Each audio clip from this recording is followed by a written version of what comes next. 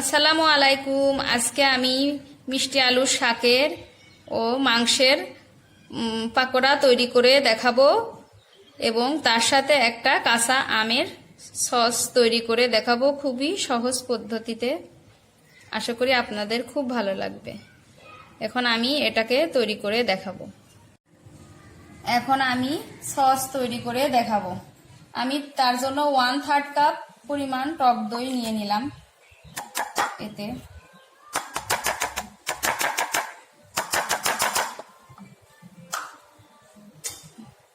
আমি নিয়ে নিলাম আর কাঁচা আম আমি সিদ্ধ করে 2 চা চামচ পরিমাণ নিয়ে নিলাম।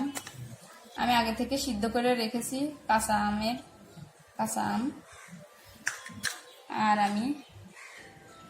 আমি হলো ব্ল্যাক পেপার কালো মরিচের গুঁড়া নিয়ে নিলাম 1 চিমটি পরিমাণ। আর নিয়ে নিলাম রসুনের পেস্ট নিয়ে নিলাম 1/2 চামচ পরিমাণ। আর হলো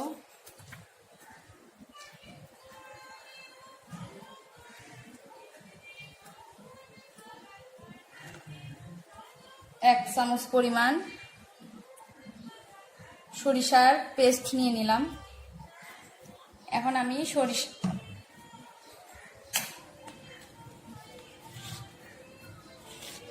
1/2 চামচ পরিমাণ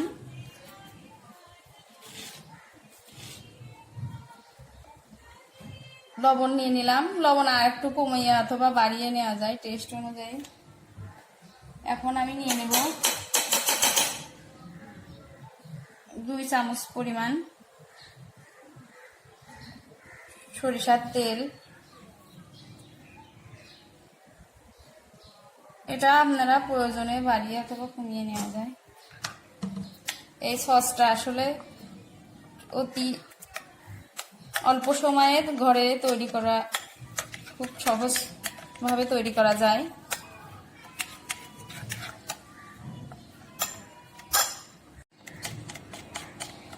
এখন আমি এটা সুন্দরভাবে মিক্স করে নেব।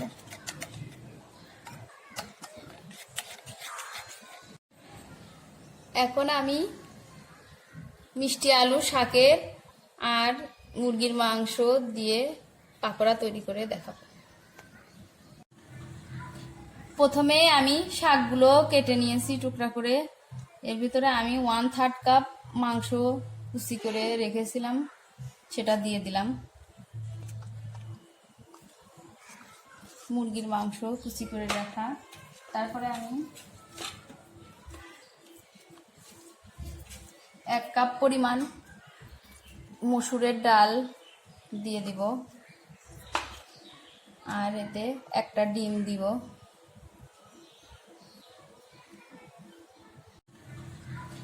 প্রথমে আমি শাকগুলো কেটে নিয়েছি টুকরা করে।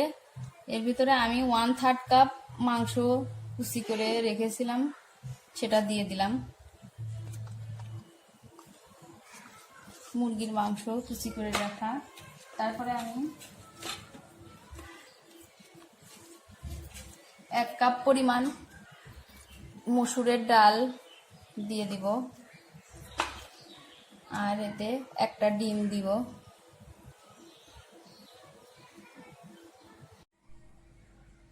অল্প আমি টমেটো কুচি দিয়ে দিলাম আর কিছু ধনেপাতা কুচি দিয়ে দিলাম। পরিমাণ মতো আপনারা স্বাদ অনুযায়ী নিতে পারেন। আর 1 কাপ পরিমাণ পেঁয়াজ কুচি দিয়ে দিলাম। আর আমি 3 চা চামচ পরিমাণ কর্নফ্লাওয়ার দিয়ে দিলাম।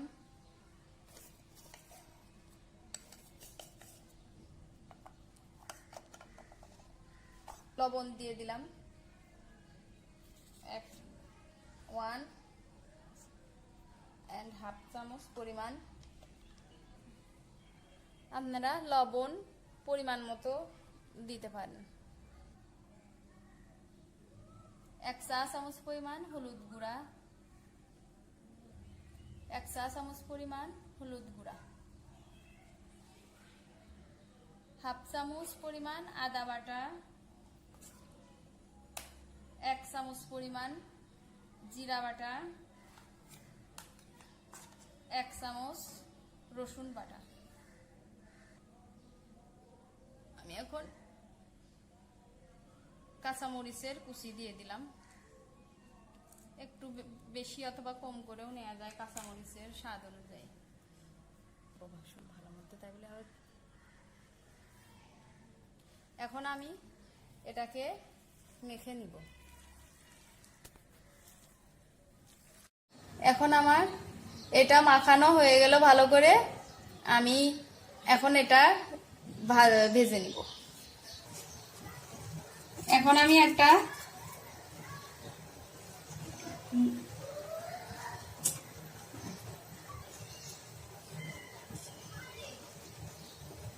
আমি একটা প্যান নিয়ে নেব এবং এতে তেল দিয়ে,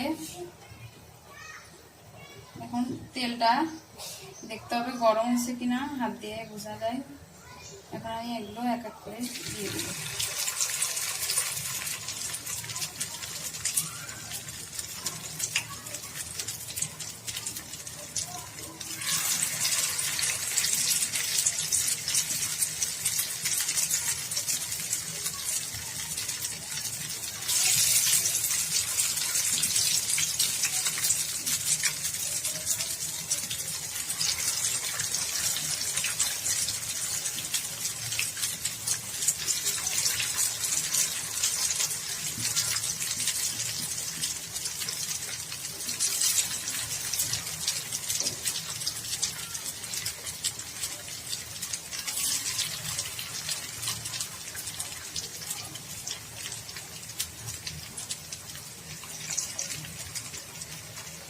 এবার আমি এটাকে ভালো করে ব্রাউন কালার করে ভাজতে থাকবো।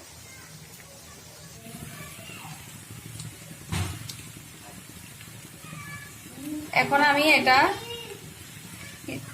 প্রথমে হাই হিটে এবং পরে একটু লো হিটে জাল ব্রাউন করে ভেজে নিব। এখন আমি ব্রাউন করে দেখুন ভাজা হয়ে গেছে।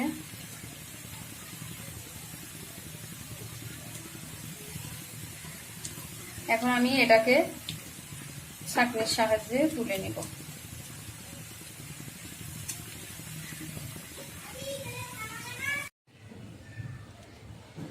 হয়ে গেল আজকে আমার মিষ্টি আলুর শাক আর মাংসের পাকোড়া, আর তার সাথে কাঁচা আমের সস। আশা করি তোমাদের ভালো লাগবে। আজকের মতো এ পর্যন্তই। আল্লাহ হাফেজ।